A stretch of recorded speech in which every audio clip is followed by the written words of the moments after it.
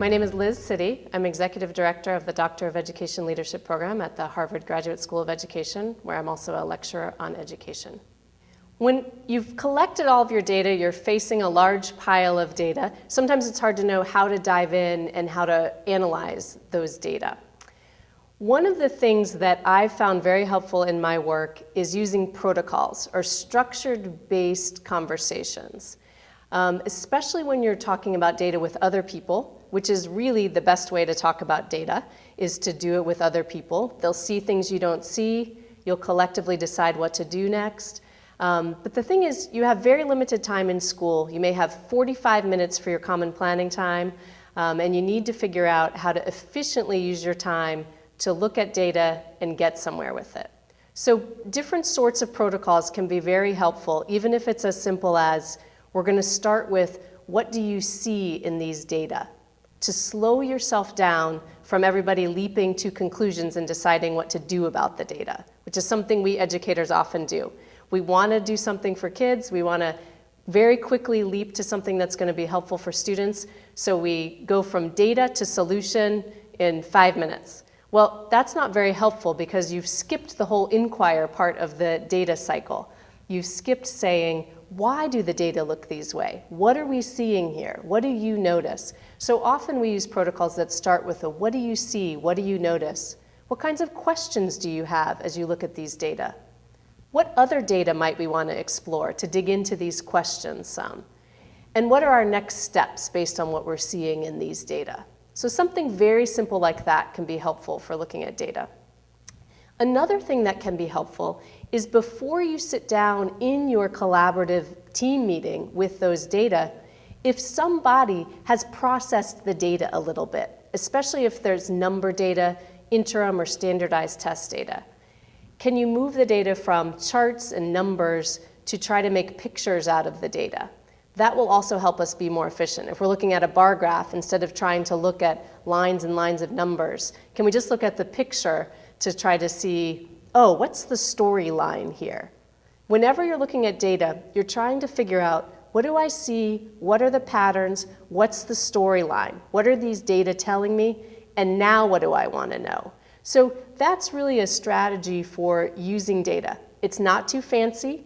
You don't need fancy programs necessarily. They can be helpful, but really just sitting down with those kinds of questions can help you work through data quite efficiently.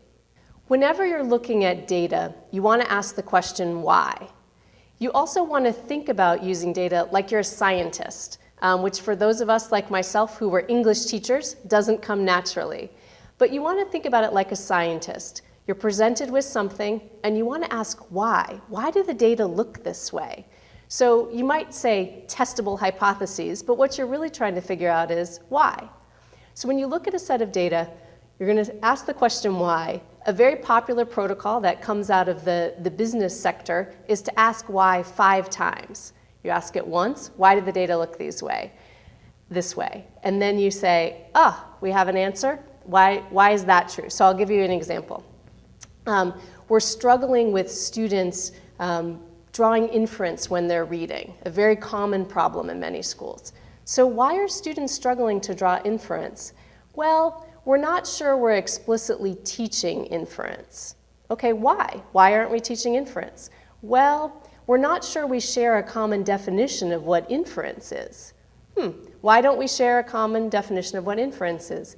Well, we haven't really done professional development on inference. We've been really focused on comprehension, but we think inference might be different. All right, why haven't we done professional development on inference? Because we haven't allocated our time to that. And maybe if we focused on that, we could allocate our professional development time to it. So if you ask these 5 whys, you stop when you get to something actionable. A couple of other characteristics of testable hypotheses are, one, that they're testable, that you could figure out what data would I look at to try to answer this question, to see if we're right about this hypothesis. So I'll give you an example.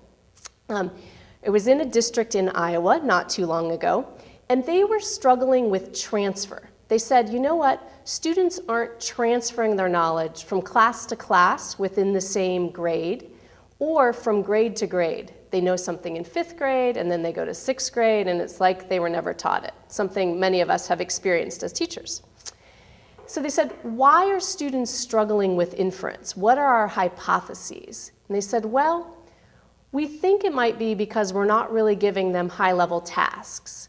And we think we're maybe not giving them enough opportunity to apply those tasks. And we think that maybe we're doing all the work, that we're up there teaching our brains out and students are just sitting there. So let's see if we can test those hypotheses. They then made a theory that said, if we taught students and had them do the work, if we gave them opportunities for application and if we gave them high-level tasks, then we think they would transfer. One of the things that's helpful with testable hypotheses is that you have some kind of theory about how you think the learning should be working that you're tying back to. In this example in Iowa, they had that theory coming out of their own experience and also the literature. They went and read about transfer. What do we know about transfer? What does the brain research say about how transfer works? And then they narrowed down their list of hypotheses to those 3 and then observed in classrooms to test their hypotheses.